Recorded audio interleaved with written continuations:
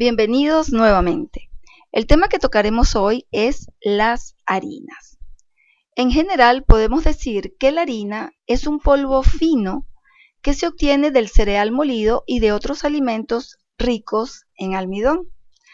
También se obtienen harinas de otros alimentos secos o deshidratados. La harina se obtiene de la molienda de los granos entre piedras de molino o ruedas de acero. En la actualidad se muele con máquina eléctrica, aunque se venden pequeños molinos manuales y eléctricos. Hay una buena noticia: un molino se puede fabricar en casa. Dependiendo de los componentes de la materia prima que se conservan durante su molienda, obtenemos harinas integrales o harinas refinadas. Integral es la harina que conserva esa conchita o fibra. Tiene mayor contenido de vitaminas del complejo B, además de hierro, magnesio, selenio, entre otros minerales que se consiguen en las harinas integrales. A diferencia de las harinas refinadas, durante el proceso de la molienda se separa el salvado o conchita y por lo tanto es pobre en fibra. Y al perder la fibra, por supuesto, también pierde nutrientes. Aquí podemos ver un ejemplo. Vemos que el arroz blanco, este sería el refinado y este sería el arroz integral. Y notamos que el color es distinto, por supuesto, porque esa fibra o esa conchita que tiene el arroz y que nos aporta nutrientes y también ayuda a mejorar el tránsito intestinal, es de mayor beneficio que las harinas refinadas. Aquí vemos también el caso del maíz, donde este salvado es el que se le ha quitado al maíz para el procesamiento de la harina de maíz refinado. Vamos a desnudar un grano de maíz. Se distinguen principalmente tres partes muy importantes. Esa conchita con ese nombre raro es lo que se llama fibra. En el centro del grano está el germen, que contiene aceites y es rico en vitamina E y minerales. En el cuerpo o endospermo del grano se localiza el almidón, muy relacionado con las harinas. Las harinas de cereales como maíz, arroz, sorgo y de algunos tubérculos como papa, yuca u ocumo contienen en general entre un 35 y un 70% de almidón, dependiendo del grano, tubérculo o semilla que estemos moliendo. Comúnmente se aplica el término harinas para referirse a la harina de trigo, pero existen otras harinas de granos también, como maíz, arroz, plátano, ocumo o papa. Vamos a conocerlas. En el caso de la harina de arroz integral, hecha con arroz integral, en un cuarto de taza vamos a obtener 25 gramos de fibra. Frecuentemente es utilizado como la harina blanca porque tiene un mayor valor nutricional, pero le da una textura más arenosa a los alimentos. En el caso de la harina de arroz refinada o blanca, esta contiene una alta cantidad de almidón. Se utiliza principalmente en productos horneados, tales como masas de tortas, galletas o para espesar salsas, y es la base de muchos alimentos asiáticos. Tenemos el caso de la harina de maíz. Se obtiene de la molienda de los granos de maíz y es el cereal que contiene más almidón. Si se utiliza sola, no se aglutina la masa. ¿Qué significa esto? Que cuando la harina no está mezclada con otros componentes, no se empelota, ¿verdad? Eso que cuando estamos amasándose en pelota, eso es signo de que está ligada con otras harinas. Una forma de detectar que está mezclada, precisamente, es cuando le echamos el agua y vemos que se forman grumos si no la sabemos amasar bien. También tenemos la harina de plátano. La harina de plátano se usaba principalmente para elaborar atoles o natillas y actualmente tiene otros usos además del mencionado. Tenemos también la harina de batata. Tiene un alto contenido de proteína de vitamina A. Se puede usar para arepas o para torticas. Es deliciosa.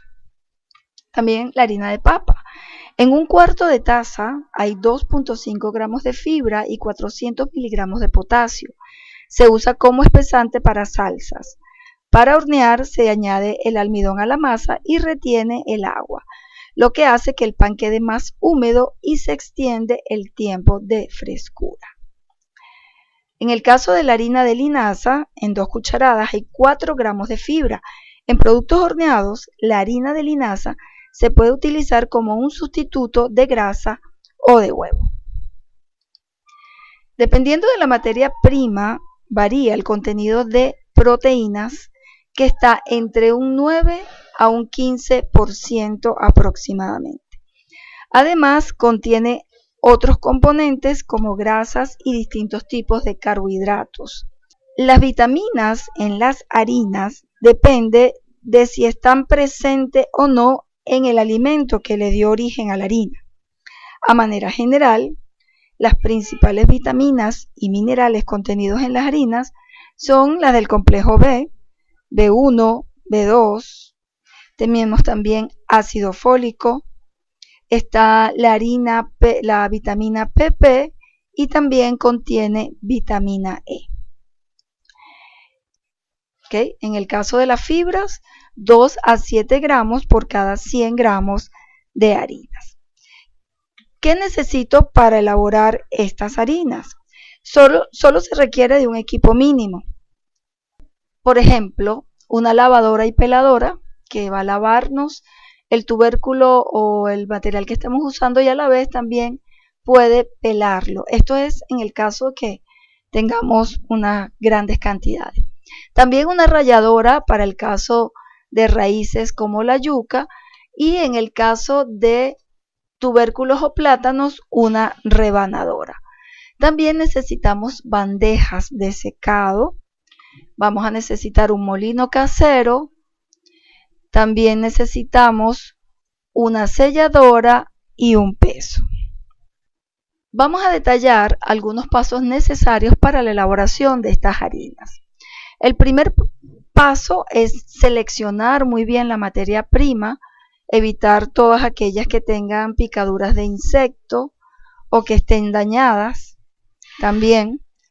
Luego vamos a proceder a pesarlo. Es muy importante anotar ese peso como peso inicial de la materia prima para elaborar un historial de la producción y saber con cuánta materia prima o alimento base obtengo determinada cantidad de harina. Luego se hace un primer lavado para eliminar toda la tierra y otros elementos indeseados. En el caso de los tubérculos se pasa a pelarlos, que dijimos que puede ser manual o por medio de las maquinarias industriales como las que vimos en la diapositiva anterior. Luego de esto es recomendable un segundo lavado para terminar de quitar las impurezas o sucios después del pelado. A partir de este paso es muy importante que toda la manipulación del alimento se realice con guantes para garantizar la inocuidad. Ahora se pasa al rallado o rebanado en el caso de granos. Generalmente la molienda se hace una vez tostado o deshidratado. Luego se colocan en el sol, pero cuando estamos rallando yuca es importante como paso previo al secado exprimir para sacarle el líquido que contiene. También se llama yare. Luego se colocan en el sol o en deshidratadores caseros por periodos que varían de 2 a 5 días dependiendo de la materia prima y la cantidad de agua que posean. Este procedimiento también puede hacerse en el horno de la casa a muy bajas temperaturas. En el caso de la yuca, por ejemplo, luego de exprimido se extiende en bandejas de secado para poder posteriormente pasar a lo que va a ser la molienda, ¿verdad? En el molino se pasan 2 o 3 veces o tantas veces como se requiera hasta obtener la textura de harina. Inmediatamente se culmina garantizando que no esté caliente Se procede a embolsar, ensacar y cerrar lo más hermético posible. Quizás tienes alguna incógnita o tristeza porque no tienes un molino, no te preocupes.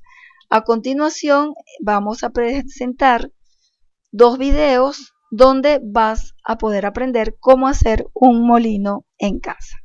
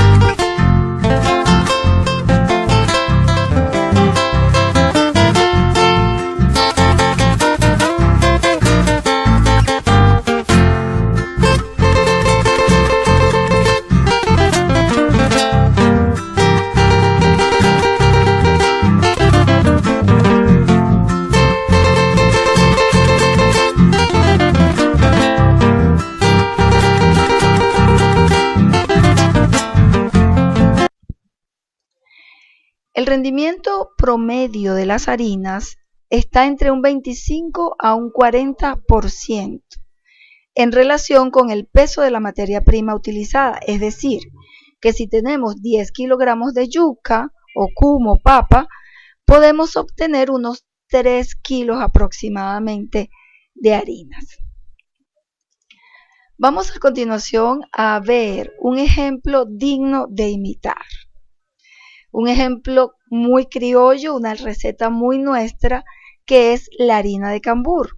Es un alimento que se destaca por ser muy nutritivo y propio de esta localidad, que se ha dedicado durante muchos años al cultivo y la producción del cambur y ha desarrollado esta forma particular de procesar. Para la elaboración de 13 kilos de harina se requiere un bulto de cambures que se colocan en jugo de limón y agua. Todo esto se coloca dentro de un recipiente grande. Después de obtener una masa, se coloca en una mesa, extendiéndolo para poder picarlo en cuadritos. Luego se deja secar por unos 3 días y cuando esté listo se pasa por la máquina de moler y se obtiene la deliciosa harina de cambur. Esta harina es típica de esta población del Quebrado del Loro. Así que cuando vayan para el estado Mérida, no se olviden de pasar por esta localidad donde producen esta deliciosa harina de cambur. Con ella podemos hacer muchas cosas.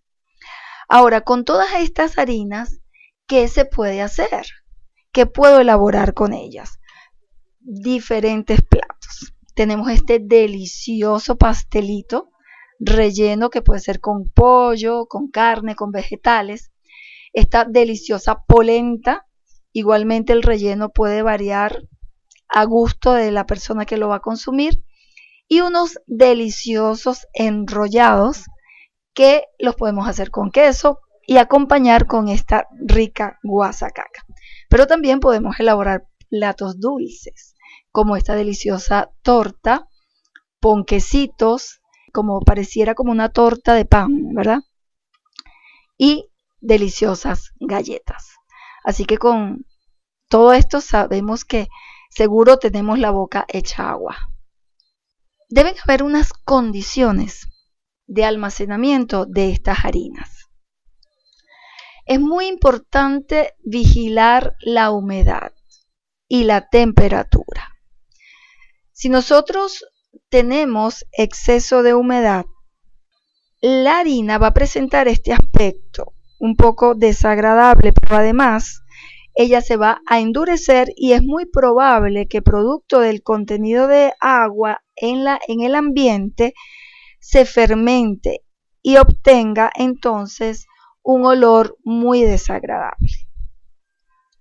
Al vigilar la temperatura, que también unido a la humedad, va a dañar la harina si no la tenemos dentro de un rango que no sobrepase los 26 grados centígrados, van a favorecer también el desarrollo de hongos y bacterias. Cuando la harina sobrepasa los 26 grados centígrados unido a una alta humedad, se favorece el desarrollo de hongos, bacterias, que le van a dar también un olor desagradable y van a hacer que la harina se nos dañe. Una vez que la harina está procesada adecuadamente, es preferible envasarlas en bolsas de papel, porque el papel evita un poco que la humedad traspase o sude cuando la temperatura aumenta. Así que la envasamos, la conservamos en sitios frescos, preferiblemente separados del suelo y no tan juntos unos de otros. Existen también algunos insectos que dañan la harina cuando está almacenada. Se destacan principalmente estos gusanitos un poquito desagradables que muchas veces no nos gustan, que son como los hijos de los insectos en su estado infantil y contaminan el producto, porque donde hay larvas también van a haber adultos y lo más probable es que también hayan adultos, que seguirán infectando la harina, además que ellas crecerán y aumentarán la población de insectos. Luego tenemos estos llamados pupas, que son los cambios que sufren los insectos antes de ser adultos. Ellos tienen un momento de reposo en el cual se enrollan en costras llamadas pupas y se pueden ver en las harinas como caracolitos. También a veces forman una especie de telarañas. Su presencia también evidencia una contaminación importante a tomar en cuenta. Después tenemos estos coquitos, que los llamamos coquitos, que son una especie de insectos que comen los granos, harinas y generalmente viven de 3 a 4 semanas. Pero antes de hacerlo, habrán dejado una cuantiosa generación que continuará su existencia y que pasará por los estados de gusano, pupas, ¿verdad? Todo este ciclo, dejando igualmente sus excrementos, dañando la calidad e inocuidad de esas harinas. Cuando esto sucede, es muy común colocarlos al sol para que vuelen los insectos, pero lo que no vemos es lo más importante. Unido a estos estarán otros factores como el desarrollo de hongos, bacterias y reacciones químicas que alteran el estado beneficioso de las harinas. Por lo tanto, esas harinas deben desecharse. No se pueden utilizar para el consumo humano. Sí las podemos utilizar para alimentos para animales. Las harinas producidas de manera artesanal son una excelente alternativa hacia el logro de la soberanía y la seguridad alimentaria. ¡Viva la patria de Bolívar y de Chávez! Adelante, queridos compatriotas. La vida es linda, pero no debemos confundir lindo con fácil. Tenemos que esforzarnos para lograrla, alcanzarla. Bien, agradecidos por su atención. Hasta la próxima oportunidad y en nombre de la Misión Alimentación, muchas gracias.